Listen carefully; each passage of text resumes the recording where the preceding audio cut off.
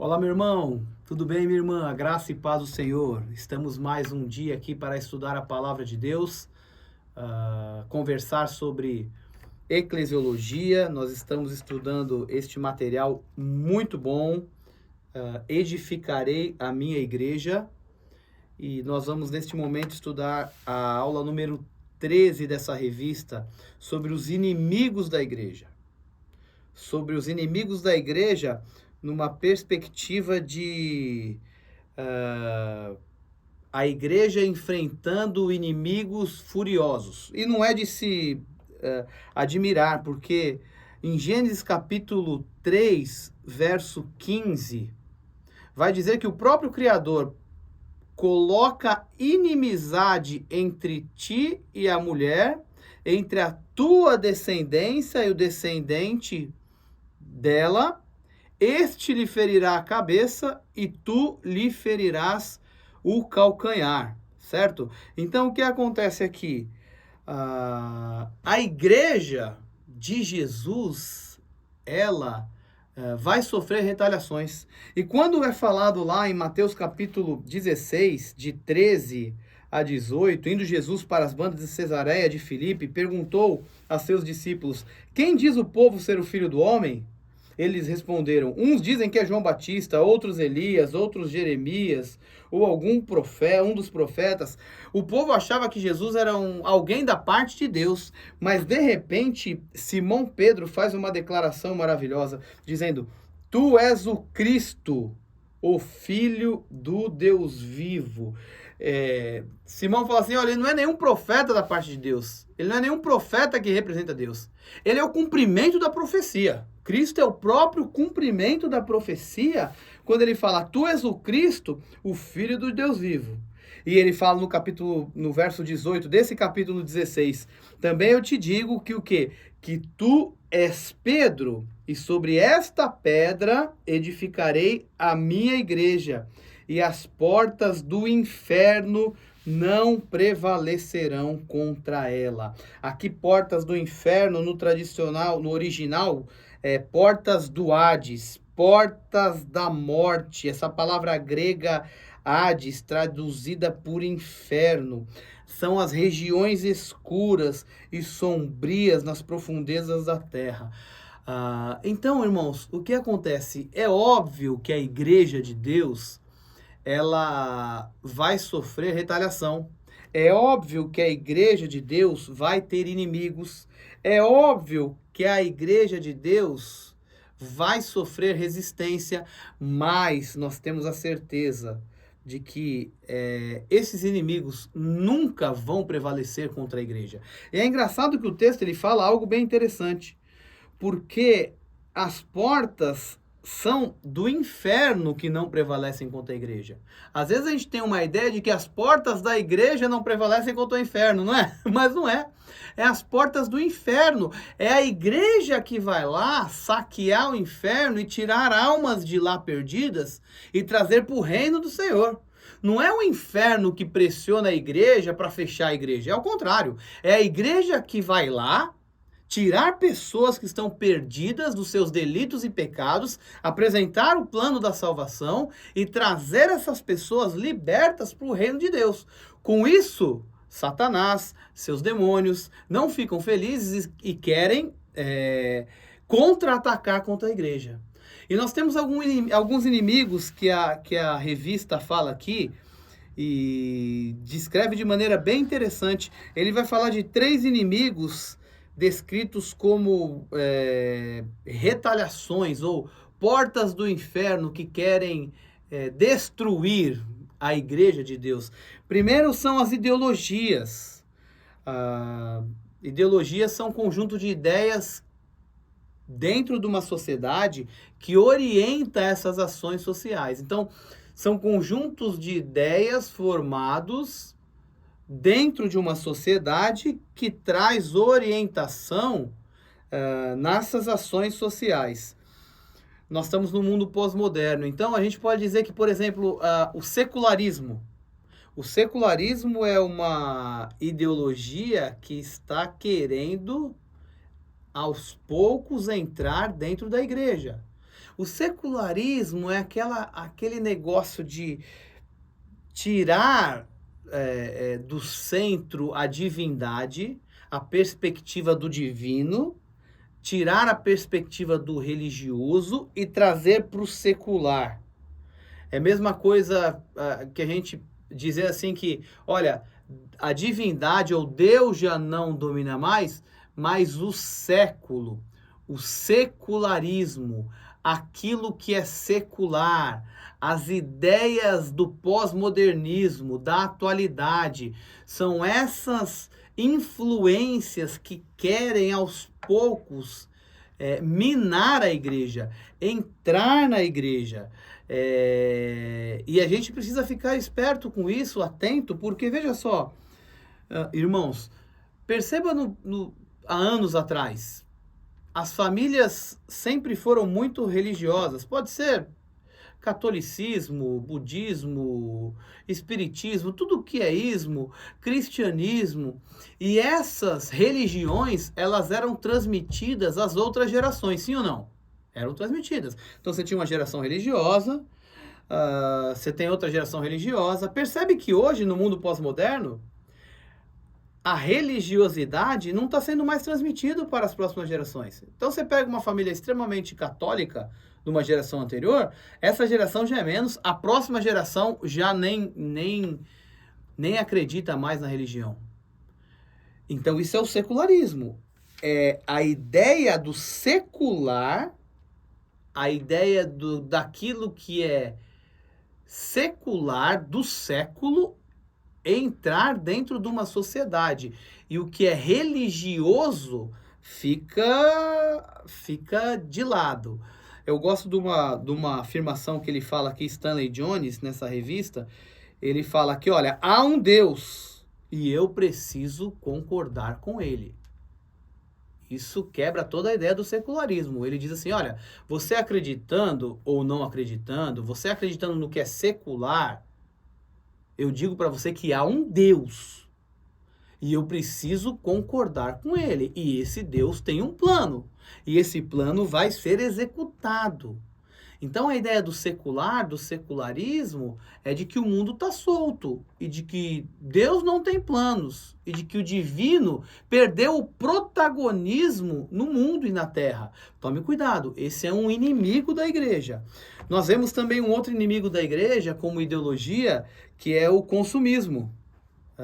O consumismo está entrando, principalmente com a tecnologia, com a era da tecnologia.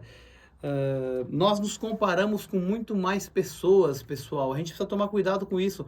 Veja só, quando eu era criança, há 30 anos, 35 anos atrás, com quem que eu me comparava?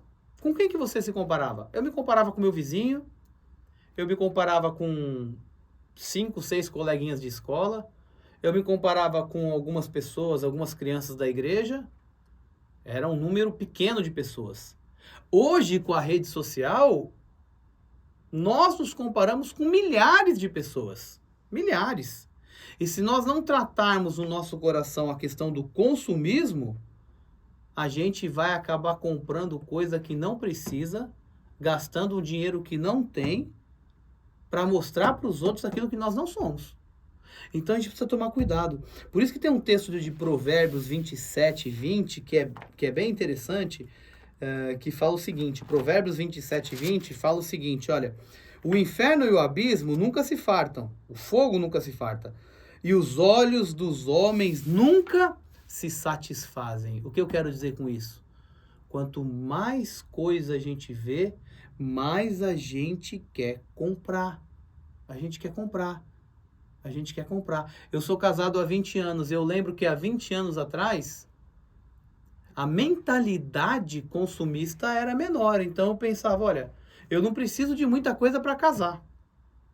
Hoje nós conversamos com as pessoas que vão casar. Hoje elas já entendem que tem que ter muito mais coisa para casar.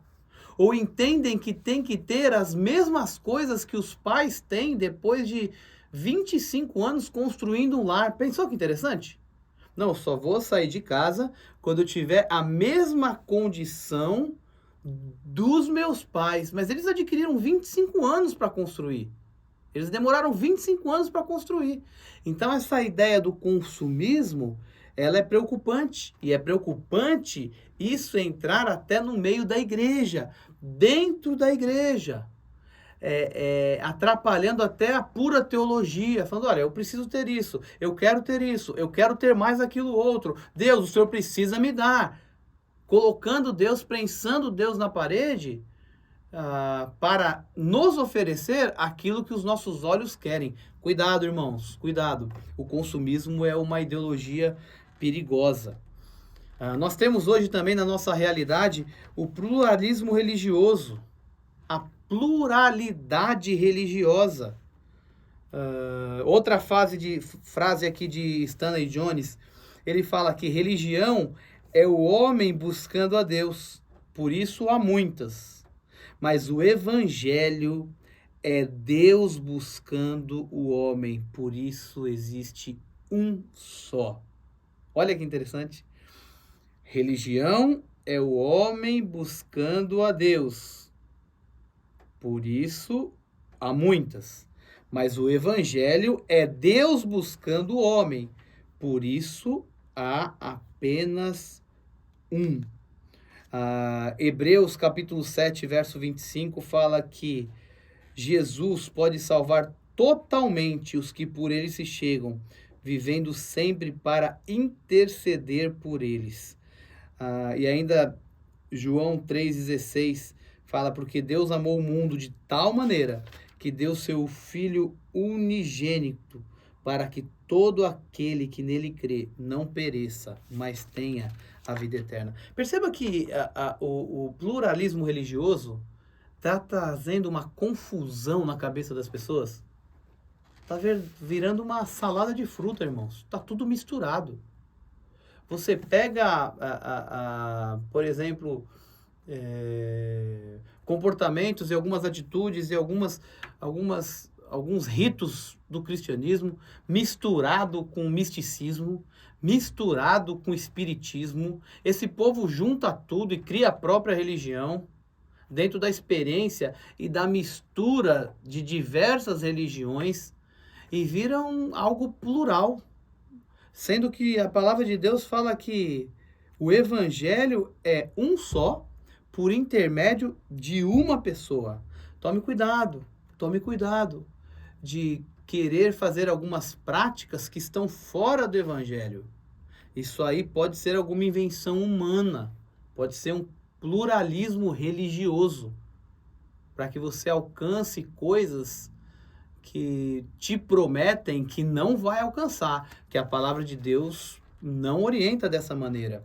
Temos também a privatização, é o público e o privado, sabe? Isso é uma ideologia.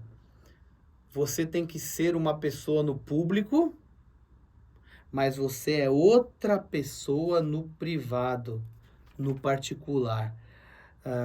Então você pega uma pessoa publicamente, principalmente hoje nessa perspectiva de expansão da imagem na rede social, essa pessoa muito pública que vem de uma vida perfeita, que vem de uma família perfeita, esposa perfeita, filhos perfeitos, isso é uma ideologia. Você vende algo que você não é, mas no privado você é outra pessoa. Quem pode falar quem você é? Tua esposa, teus filhos, teus familiares, quem está no seu círculo íntimo, esses podem falar. Mas a nossa imagem vendida é aquela imagem vendida no público, no geral, para que as pessoas possam comprar essa sua imagem. Isso é ruim, isso é uma ideologia. Nós temos que ser a mesma pessoa no público ou no privado. Porque o que vale mesmo é o que Deus vê. E Deus vê no privado. Deus vê no privado. A palavra de Deus fala em Provérbios capítulo 15, verso 3, que os olhos do Senhor estão em todo lugar. Então nós não podemos nos esconder de Deus. Cuidado de querer praticar a privatização no sentido do privado eu sou uma coisa e no público eu sou outra. E uma outra ideologia muito forte nas nossas no nosso meio que quer entrar na igreja muitas vezes é o relativismo moral.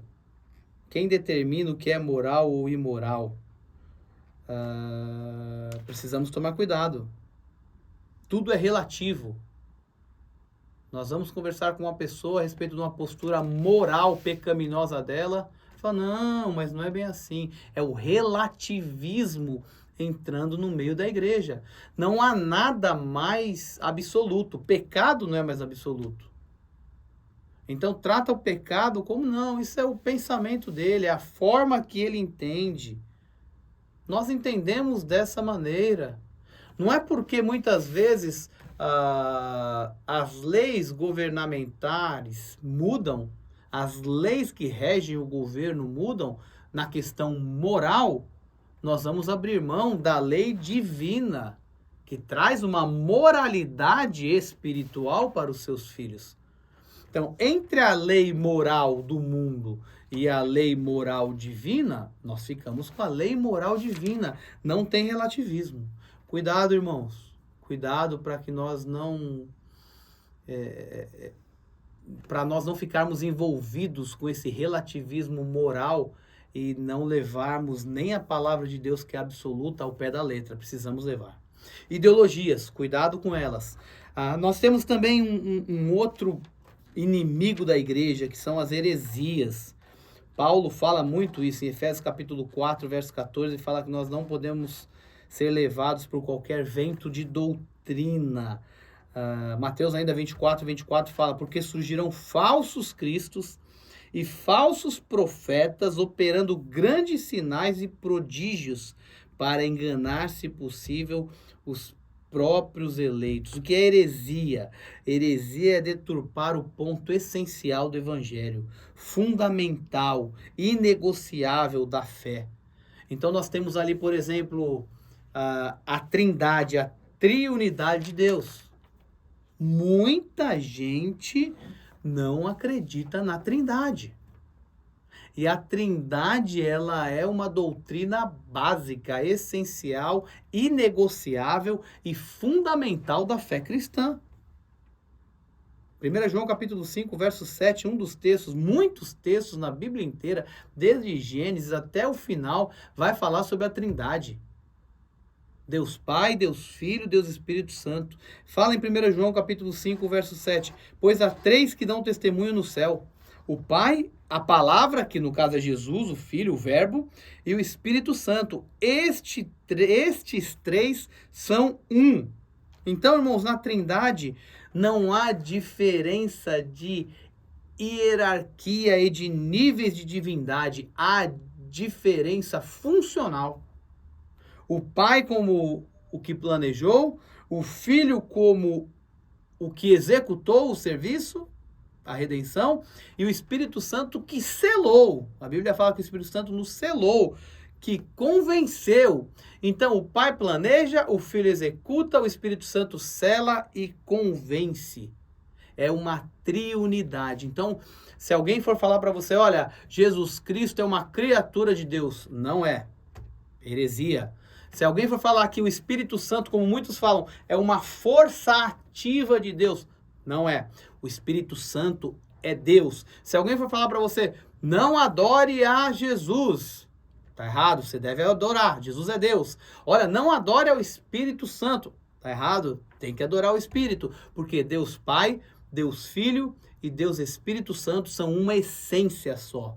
Um Deus só, com funções diferentes. Adoramos a Deus como Pai, que planejou a redenção, adoramos a Jesus como Filho, que executou o plano, adoramos ao Espírito como que nos sela, nos convence e que cuida de nós e que nos trata e que nos traz o consolo de Deus. Então, cuidado, trindade como heresia é algo que pode trazer para nós pensamentos diferentes, perspectivas diferentes. Então nós cremos na trindade, Deus Pai, Deus Filho, Deus Espírito Santo.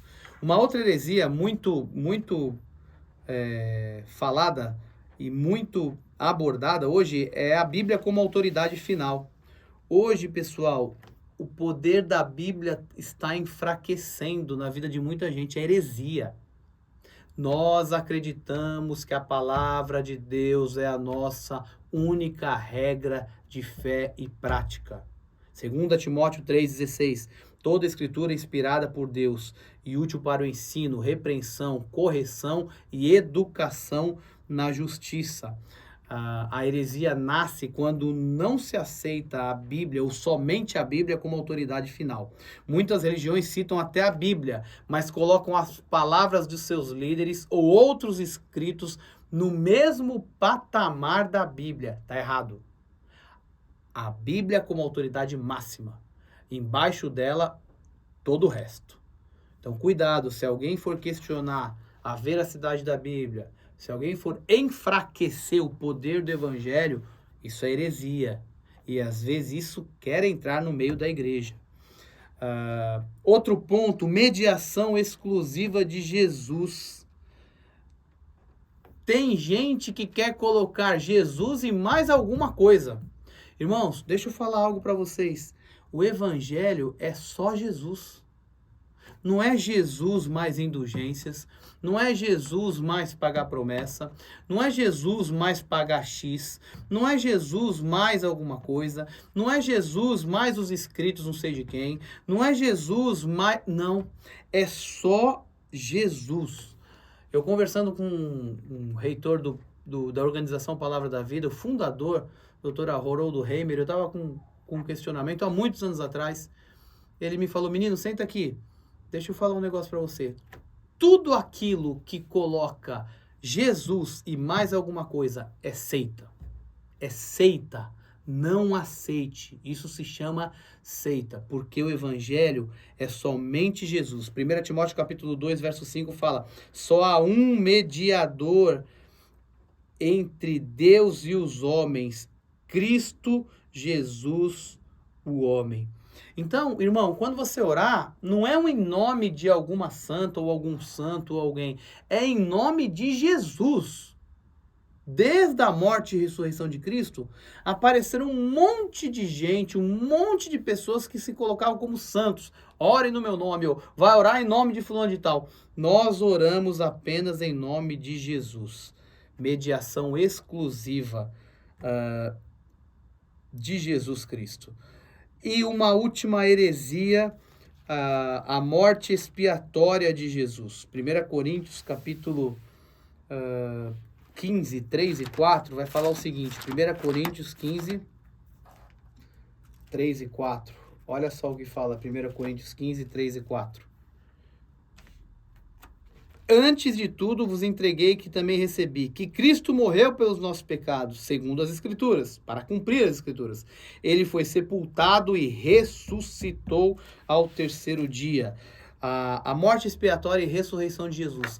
Tem uma heresia que fala aí que Jesus não ressuscitou. Aí tira a eficácia do sacrifício.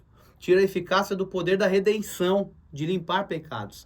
Mas, biblicamente, Jesus ressuscitou. É uma morte expiatória. É uma morte suficiente para todo mundo. Jesus morreu, Jesus ressuscitou. É isso que diferencia o cristianismo das outras religiões. Porque o evangelho de Jesus é um evangelho vivo, de um Deus que veio, morreu e ressuscitou. Cuidado com as heresias, são inimigos que querem entrar na igreja. E para terminar, outro inimigo que muitas vezes quer penetrar na igreja são as apostasias. O apóstata é aquele que abandona a fé, por vários motivos. E a Bíblia fala de alguns motivos aqui. Primeiro é perseguição. Mateus capítulo 24, versos 9 e 10 vai falar de pessoas que largaram o evangelho por perseguição. Outra apostasia que diz aqui, que aborda na revista, é o mundanismo. Tiago capítulo 4, verso 4 diz: aquele que quiser ser amigo do mundo constitui-se inimigo de Deus.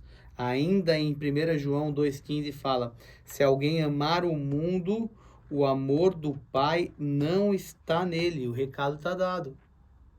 Muitas vezes o mundanismo quer entrar no meio da igreja. Sabe aquela surpresa que alguém recebe? Você é cristão, mas nossa, você faz as mesmas coisas que todas as pessoas. Não. Nós precisamos ser diferenciados pelas obras espirituais que fazemos.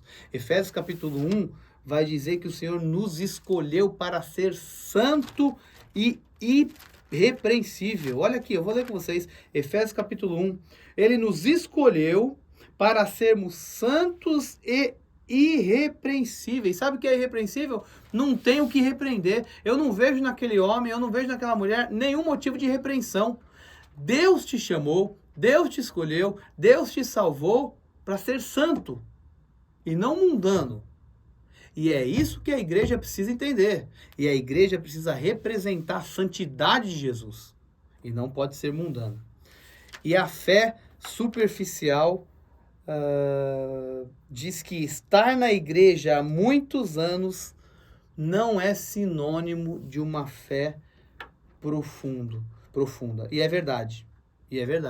Às vezes nós olhamos e percebemos anos e anos de igreja, mas com aquela fé superficial. É um solo que não tem raiz, não é um bom solo. É um solo rochoso, a semente é lançada e ela tem pouca duração, não cresce, não frutifica. É uma fé superficial. Nós somos chamados para frutificar.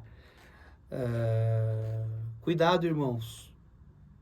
Os últimos tempos viriam período de apostasia. E nós precisamos cuidar. Cada um olhar para si. E cuidar. E ver qual é a nossa responsabilidade dentro do corpo de Cristo. Dentro da igreja.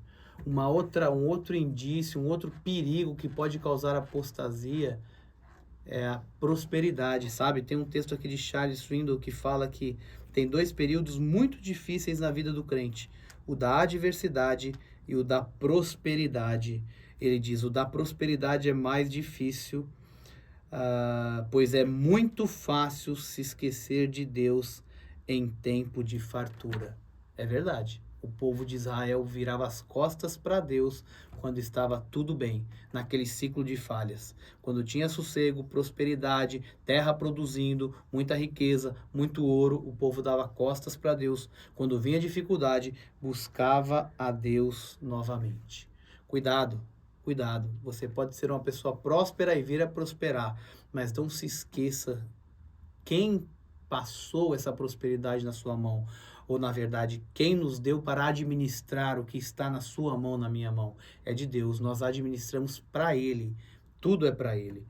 E problemas interpessoais. Muitas pessoas abandonam o convívio da igreja, se apostatam da fé, abandonam a fé por problemas interpessoais, problemas de relacionamento, problema com o próximo. Larga uma comunidade porque não trata uma dificuldade. É muito mais fácil a gente poder sentar, resolver, pedir perdão, perdoar, ser perdoado, do que abandonar algo que dure para a vida inteira. Então, meu irmão, minha irmã, eu queria encerrar aqui agora. Eu queria que nós orássemos. Orássemos para que Deus nos blindasse. Orássemos para que Deus blindasse a sua igreja, a igreja que é dele, que ele comprou com sangue precioso, nos blindasse de todos esses inimigos, das ideologias, nos blindasse das heresias e nos blindasse da apostasia, para que o Senhor nos encontre como servos fiéis, em nome de Jesus. Vamos orar? Abaixe sua cabeça, feche os seus olhos, coloque a sua vida diante de Deus. Pai, nós estamos aqui mais um momento de estudo da Tua Palavra. Obrigado, porque a Tua Palavra é viva, Pai. Senhor, nós queremos resistir aos inimigos da igreja. Pai, nós sabemos que o Senhor comprou a sua igreja com sangue preciosíssimo. E ela nunca vai acabar. Ela nunca vai falir. Ela nunca vai fechar, porque o Senhor é o dono da igreja. Pelo contrário, é nós que vamos avançar e atacar as portas do inferno e saquear almas para Jesus. Mas com isso, Pai, vem inimigos diante da igreja. As ideologias são um, as heresias são outros inimigos, a apostasia também. Então pedimos a Deus, em nome de Jesus, que nós possamos nos encontrar fiéis diante do Senhor, buscando ao Senhor de todo o coração. Possamos, ó Deus, responder ao seu chamamento de que o Senhor nos elegeu, o Senhor nos separou para sermos santos e irrepreensíveis. Que as pessoas possam olhar para nós, olhar para a tua igreja e falar: eu não tenho do que repreender essas pessoas, elas vivem de maneira diferente. E aí sim nós vamos sucumbir e acabar com todos os inimigos da igreja. E toda a glória, toda a honra, todo o louvor serão dados a ti. Abençoe a nossa igreja, abençoe a minha vida, abençoe meu irmão, a minha irmã que ouve e assiste essa aula. Que possam, ó Deus, resistir firme às ideologias, às heresias e à apostasia, para que o seu nome seja glorificado e o seu reino avançado, em nome de Jesus. Amém. Deus abençoe, meu irmão.